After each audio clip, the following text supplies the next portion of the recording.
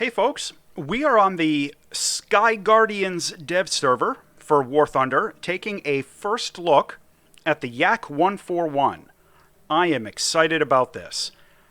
This is a fourth generation vertical takeoff and landing naval fighter that was developed at the end of the Soviet Union. They only made 4 or 5 prototypes of this thing, but it was essentially ready to go right as the Soviet Union collapsed. But because of, geopolitical events, they not only lost the funding for this, but they lost the military interest in it. So it just kind of sat there and went nowhere. But as a lot of people are aware, the technology for this was acquired and used in the F-35 program.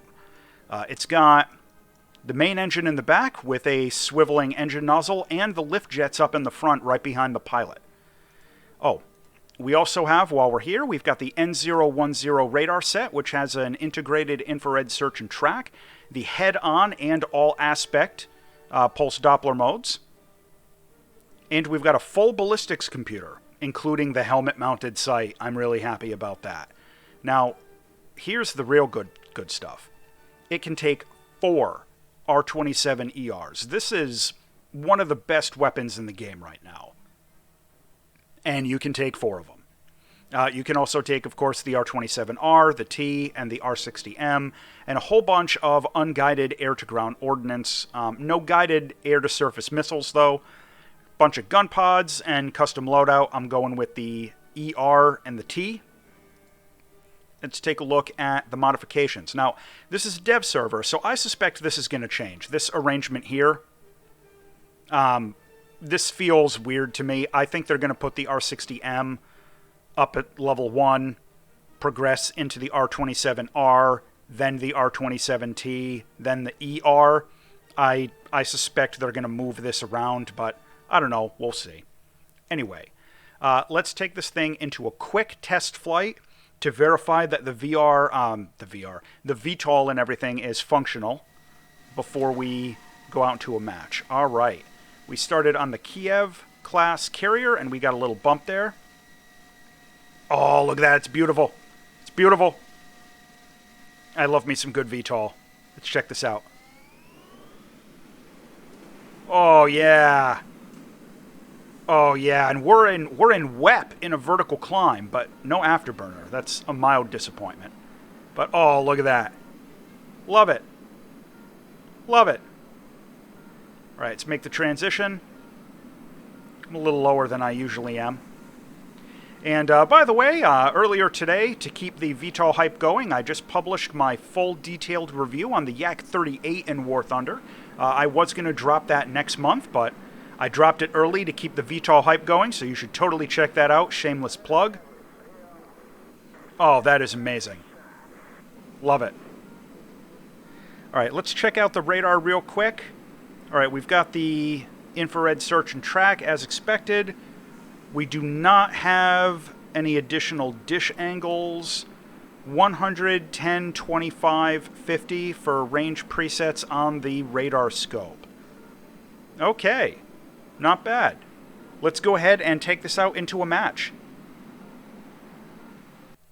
Okay, we are into a match on the new map, by the way, and I'm going to go out with a full fuel load. Because something I am curious about is whether or not I'm going to be overweight for vertical takeoff, like some of the Harriers are if they have a full load of bombs. And yes, look at that. Because of the altitude, I am overweight for vertical takeoff.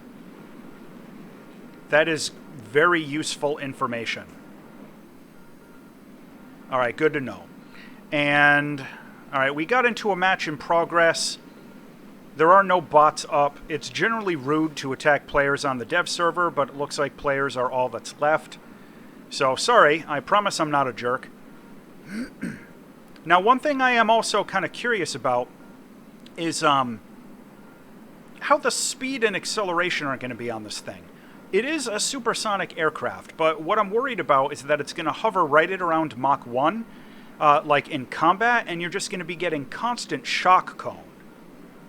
But we'll see. Alright, we've got our choice of multiple targets out in front of us, multiple radar contacts. I have no idea. Alright, we've got OG Patrick Bateman. Or not, he's going to notch us. Oh, alright, we got him back. Let's start dipping down. We're going to want to get in a little closer, even though if we are technically almost within max range for the R-27ER. I will admit, I kind of want to get the chance to get into a turning fight. And this MiG-23 over there is going to get everybody before I get over there anyway. Oh, no, maybe not. Maybe that Meerkat guy's going to get on him.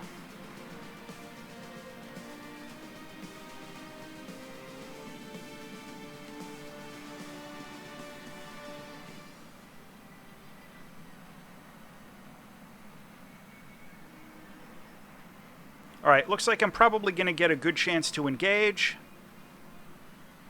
Unless that MiG-23 zaps him with something. Looks like, yeah. Oh, well. Well, this match was a dud. Oh, no, we've got two guys who just joined in.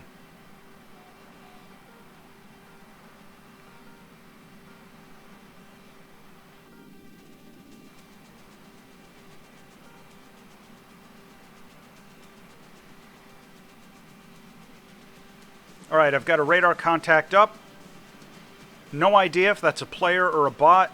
It's almost certainly a player, though, just based on what we're seeing there. And we are... Okay, yeah, it's pretty much globe on globe, so that literally could be anything. I'm going to wait until I'm slightly closer to take a shot, even though this is technically within range.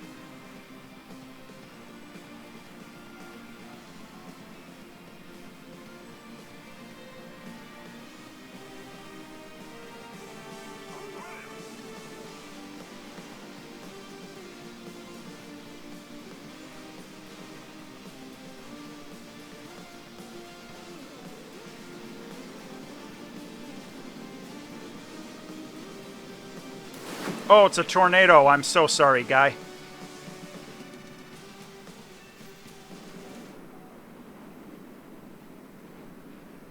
Sorry, tornado. Oh, it's the new one, too. Oh, wow. That actually could have been a thing. The new tornado actually has, like, AIM-7Fs and stuff. It's an actual contender. But we will check that out a little bit later. For right now, okay, there's an F4EJ. And we've got him on radar. He's easily within range. We'll take the shot. Sorry, there's no bots. He might get out of that. Nope. Oh, check out this turn. And one of my friendlies is locking me. Thank you for that. Yeah, thank you for that, Ked-A. Anyway, so that was the Yak-141 out on the dev server. I'm cautiously optimistic. And make sure you are subscribed to the channel to get the full review of this aircraft when the patch goes live. As always, thanks for watching.